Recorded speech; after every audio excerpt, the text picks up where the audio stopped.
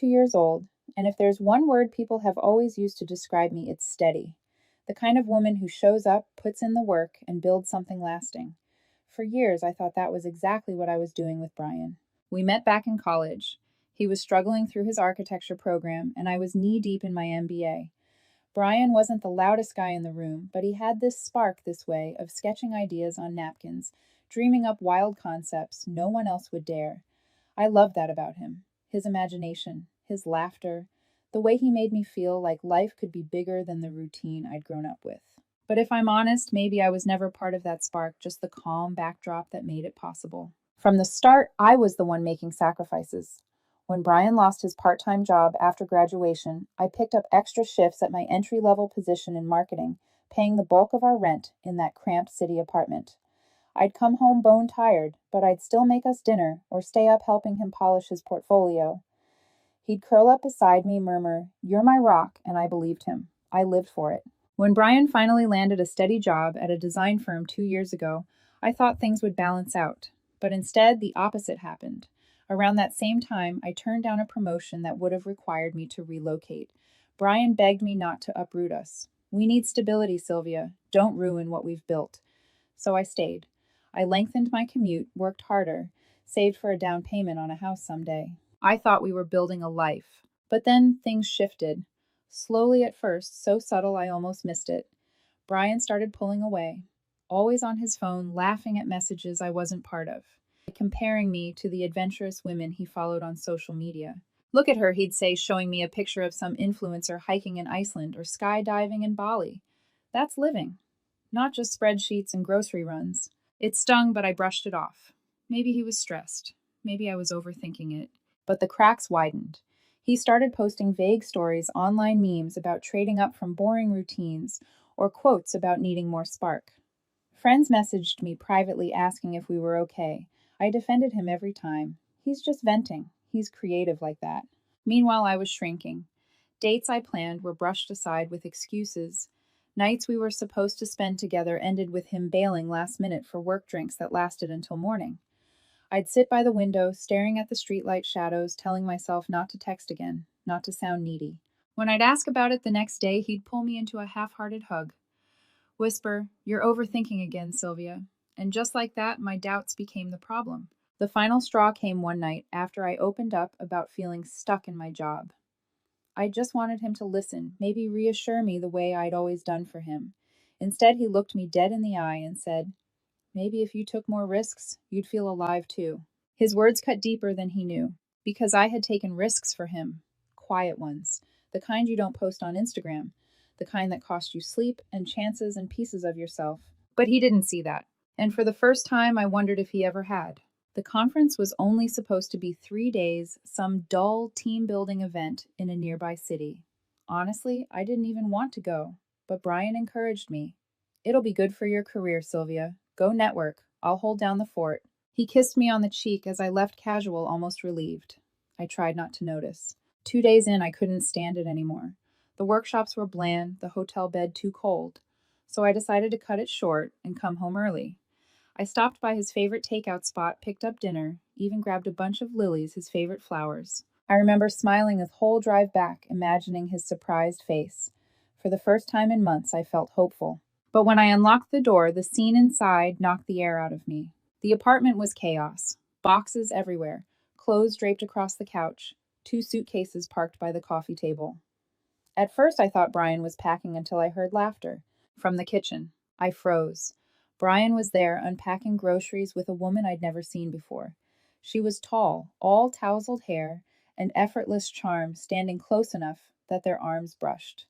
She reached over, touched his shoulder, and he laughed like she was the best thing that had ever happened to him. The flowers slipped in my hand, petals bending under my grip. "Brian." My voice didn't even crack, though inside everything tilted. He spun around, surprise, flashing for only a second before his expression hardened into something I'll never forget: indifference, almost irritation. "Oh, you're back early," he said, like I'd interrupted a meeting. The woman glanced at me, then at him, her smirk curling, as if she'd already claimed the space. "What's going on?" I asked. Eyes darting to the boxes, one of them spilling over, with women's shoes that weren't mine. Brian sighed, set down the bag of groceries, and walked toward me. No hug, no apology, just a flat stare. Sylvia, we need to talk. The woman leaned against the counter like she belonged there. I'm Vanessa, she added smoothly, as if introductions in that moment weren't absurd. I blinked at her, then back at Brian. You've been seeing her. He didn't deny it, didn't flinch. For a couple months, yeah. She's moving in. The words landed like punches. Moving in. Our apartment. Our home. I stared at him at the life we'd built together. My paychecks covering rent, my late nights helping him through deadlines, and he dismissed it all with a shrug. You told me that art mixer was for work, I whispered, remembering the night he came home smelling like wine, claiming networking. Brian's tone was condescending, like I was a child. We grew apart, Sylvia. You've always been my safety net, but I need more than that. Vanessa gets me. She pushes me to take risks to really live. You're too predictable. Vanessa's smile widened, victory written all over her face. My chest tightened. I wanted to scream, to throw the flowers in his face, to demand how 5 years could be erased so easily. But instead, I set the bouquet gently on the table beside the takeout bag, my hands trembling. So that's it, I asked quietly. 5 years, and you move her in while I'm gone. Brian crossed his arms, already defensive. Don't be dramatic. The lease is in both our names. You'll figure it out. If you really loved me, you'd be happy. I'm happy. Those words, so casual, so cruel, burned into me. And in that moment, I realized Brian wasn't just betraying me. He was rewriting the entire story, painting me as the obstacle while he played the hero in his own fantasy. I didn't argue. I didn't beg. Instead, I turned toward the bedroom, my voice steady, though my world had collapsed. I'll pack a bag. Behind me, Vanessa laughed softly like she'd already won. But she had no idea who she was underestimating. I didn't cry. Not in front of him, not in front of her. I walked into our bedroom, my bedroom, and grabbed a duffel. Essentials, only a week's worth of clothes, my laptop, important documents. My hands were steady, even though my chest felt like it was splintering apart. Brian lingered in the doorway, Vanessa hovering just behind him, watching like a spectator at some petty drama. You're really just leaving like that? Brian asked, incredulous, as if I were the one abandoning him. Seems like you've already decided, I said without looking up, zipping the bag. My tone was even, but each word carved deep. His jaw tightened.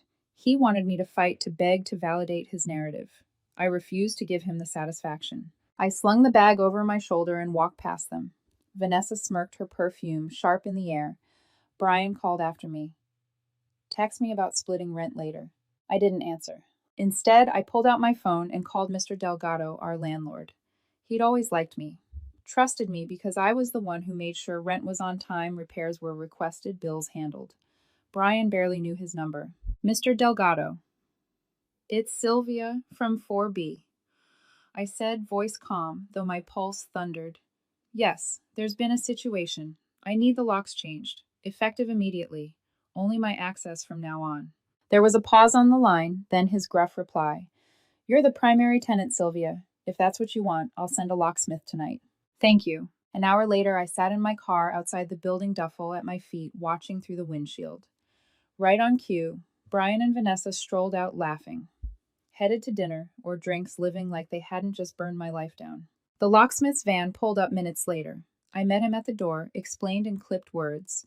He didn't ask questions, just changed. The locks handed me the new keys and left. Inside, I moved methodically, gathering what I needed. My coffee maker, some framed photos of my parents, a few books. Then I left a single note on the kitchen counter, scrawled in my neat handwriting. Lease in my name. I'll handle the termination.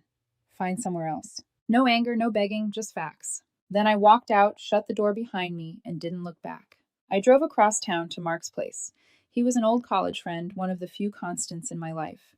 We hadn't talked much in recent years, but when I called, he didn't hesitate. His apartment smelled faintly of coffee and cedar when he opened the door. Sylvia. His eyes widened as he took in my duffel bag, the exhaustion carved into my face. Can I crash here for a bit? My voice cracked for the first time that night.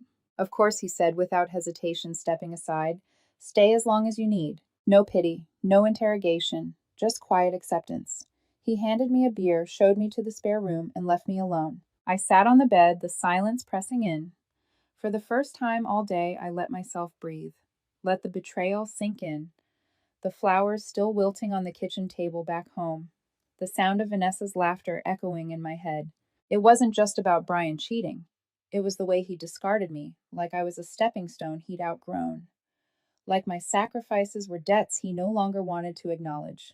I lay back staring at the ceiling, my duffel half unpacked at my feet. The tears didn't come, not yet. Instead, a single thought pulsed steady in my mind. This is not how my story ends. It didn't take long. Barely 3 weeks after I had the locks changed, the first whispers started trickling back to me. Vanessa was gone. Not just gone, she had vanished with Brian's savings and a good chunk of valuables. Jewelry he'd bragged about buying her, some of his tech gear, even cash he'd stashed in a desk drawer. She stripped him clean. Apparently, she'd spun some glamorous story about starting a design business together, convinced him to funnel money into it, and then disappeared overnight. No note, no explanation. Just a few mocking posts on social media before she deleted her accounts. And Brian, he was left scrambling, humiliated. I learned all this not because I sought it out, but because mutual friends couldn't wait to gossip. Did you hear Vanessa played him? Total scam artist. I would nod, sip my coffee, and keep my face neutral. Inside, I felt something colder, heavier than satisfaction. It wasn't joy, it was confirmation. Confirmation that the man who had called me predictable had thrown me aside for a mirage. Then came the messages. At first, just a text. Sylvia, can we talk? I ignored it. 2 days later, I know I hurt you. I was confused. Vanessa. She wasn't who I thought. Please. I muted the thread. By the end of the week, the messages were desperate. Long voicemails where his voice cracked, trembling with panic. Sylvia. I don't know what to do. She stole everything. Rent's due and I can't cover it. Work's cutting my hours. You were always the strong one. You always knew how to handle things. I need you. I sat on the edge of Mark's sofa one night, listening to one of those voicemails. Mark glanced over from the kitchen where he was making tea. You gonna call him back? He asked. I shook my head. No, he didn't need me then. He doesn't get me now. Mark studied me for a moment, then just nodded, setting a mug in front of me. No judgment, just quiet support. The pressure didn't stop with Brian. His sister called me a few days later. Sylvia, come on. He's suffering. Vanessa ruined him. Can't you forgive one mistake? He needs you. One mistake, I repeated, my voice flat. He cheated. He moved her into my home. That's not a mistake. That's a choice. She scoffed, muttering, You've always been too rigid, before hanging up. I stared at the phone for a long time afterward, fury simmering under my skin. Not just at Brian, but at how easily people excused his cruelty, how quickly they expected me to patch him up like some eternal safety net. Nights were still hard. Sometimes I'd lie awake staring at the ceiling in Mark's spare room, memories clawing back the nights I stayed up helping Brian through his all-nighters, the weekends I sacrificed for his projects, the promotion I turned down for us. But instead of drowning in those memories, I started writing them down. Journaling, listing each sacrifice, each humiliation. Seeing them on paper made them undeniable. It wasn't love I lost, it was chains I broke. And slowly the ache dulled, replaced by clarity. Clarity that I didn't want him back. Clarity that I deserved better. And most of all, clarity that Brian's downfall wasn't my burden to carry. The last message from him that week came late at night. Please, Sylvia, I'm lost. I need you. You're the only one who ever believed in me. I stared at it for a long time, then deleted it without replying. For the first time in years, I felt light. It was a Thursday night when the knock came, heavy, relentless. Mark was out late at work, so I was alone in the apartment. I hesitated at the door, already knowing who it was. When I opened it there, he stood Brian. He looked nothing like the man who had smirked beside Vanessa weeks earlier. His shirt was wrinkled, his hair unkempt, dark circles hollowing his eyes. In his arms, a cardboard box. Sylvia, he breathed out as if saying my name might fix everything. I brought some of your stuff, things I found in the closet. Thought you might want them back. I glanced at the box, old mugs, a scarf, a book I'd forgotten about. Not nearly enough to justify showing up at my door. His real cargo was the desperation in his eyes. Brian, you shouldn't be here, I said firmly, blocking the doorway. Please, just hear me out, he pleaded, his voice cracking. Vanessa, she destroyed me, took everything. I was stupid, blind. I thought she made me feel alive, but it was all a trick. You were the one who held me together, Sylvia. You always were. I gripped the doorframe tighter, forcing myself not to waver. His words, once the ones I'd longed to hear, now rang hollow. Too late. I can't do this with you, I said quietly. Not anymore. His expression twisted desperation, morphing into anger. So that's it. You just walk away after everything I gave you. I laughed bitterly. Everything you gave me, Brian, I carried us. I paid the rent. I sacrificed my promotion. I gave you years of my life while you chased distractions, and you repaid me by moving her in." He flinched, but then his jaw hardened. "I made a mistake, Sylvia. Everyone makes mistakes. Why can't you just forgive me? Why can't you fight for us?" "Because you didn't fight for me," I said, voice sharp as glass. For a moment, silence stretched between us. The hallway light flickered above his head, throwing shadows across his face. He looked smaller than I'd ever seen him, like the weight of his choices had finally crushed the illusion he'd built. His voice dropped to a whisper. "I need you. Please. Don't let me drown."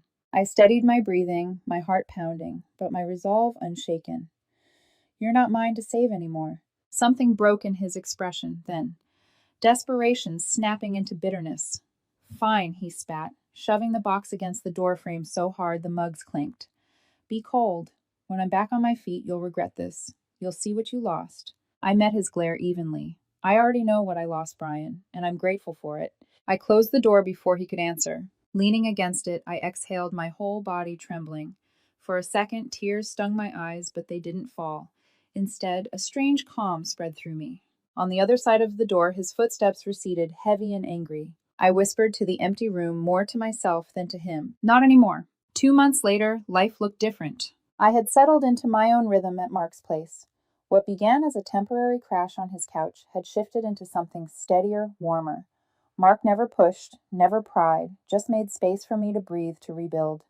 He'd leave me little notes on the counter before work, like, "Don't forget your coffee or dinner on me tonight." It was subtle, but it mattered.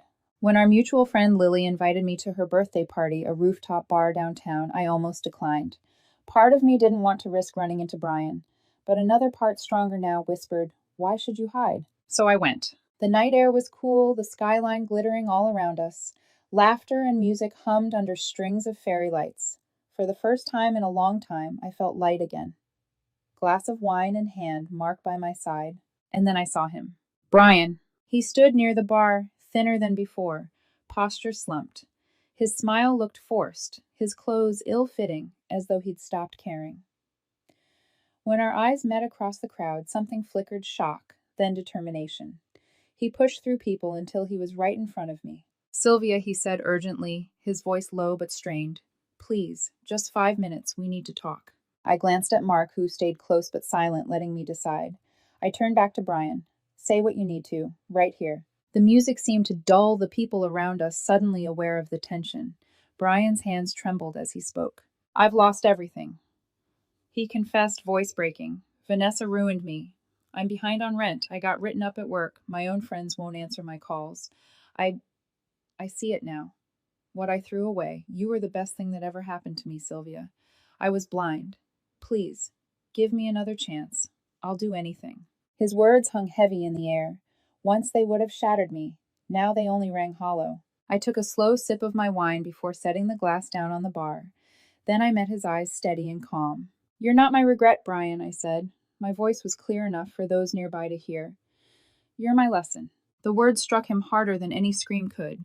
His face crumpled, humiliation flashing before he tried to mask it. But it was too late, the crowd had already noticed. I didn't flinch, didn't soften. "Whatever path you're on now, it's yours alone. Mine doesn't include you." From across the rooftop, Mark caught my gaze and gave the smallest nod. When I stepped away from Brian, Mark fell into stride beside me, his hand brushing lightly against mine. It wasn't a claim, just a presence, steady, solid, safe. Behind me, I felt Brian's stare burning into my back, but I didn't turn. For the first time in years, I walked forward without looking over my shoulder. The city lights shimmered overhead, the night air cool against my skin, and a quiet certainty bloomed